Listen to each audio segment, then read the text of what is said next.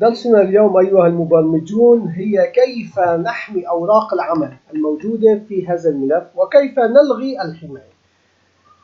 الدرس بسيط جدا. نحن لدينا 4 أوراق عمل. هذا الملف رقمه 179. نحن البرمجة الأولى تقول حماية الورقة، والبرمجة الثانية تقول إلغاء الحماية. نحن عرفنا متغير أول ومتغير ثاني.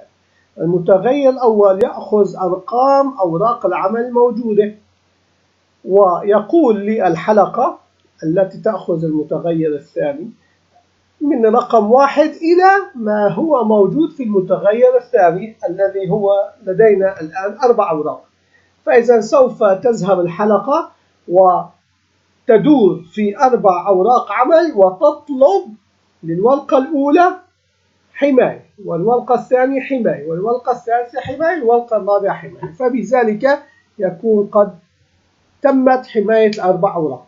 لنلاحظ نحن لدينا الورقة الأولى يتم التسجيل فيها، والورقة الثانية يتم التسجيل فيها، والورقة الثالثة والورقة الرابعة. لم ينفذ البرمجة الآن. لنلاحظ في التنفيذ الآن. تم التنفيذ الآن. هل نستطيع أن نكتب؟ لا. فإذا لا نستطيع الكتابة في أي مكان من الأوراق ال4. كيف تم التنفيذ؟ لنلاحظ الأسطر البرمجية خطوة خطوة. عن طريق F8 ذهبت إلى وأخذت المتغير. لاحظ المتغير أخذ رقم 4. لاحظوا هنا أنه أخذ رقم 4.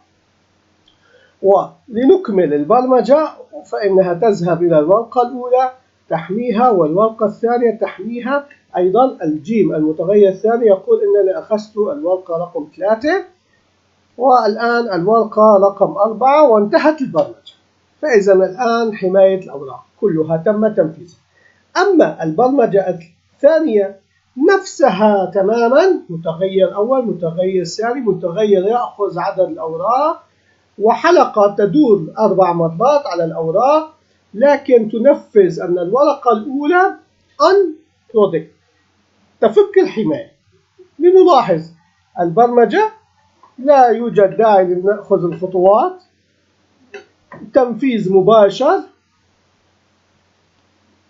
نلاحظ الآن نستطيع الكتابة في الأوراق بعد أن تم إيقاف الحماية أو فك الحماية منها.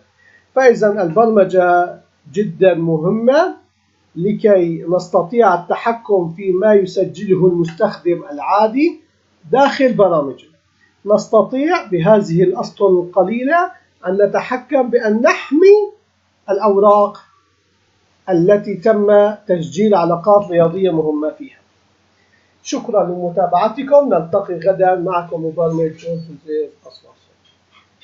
بأمان.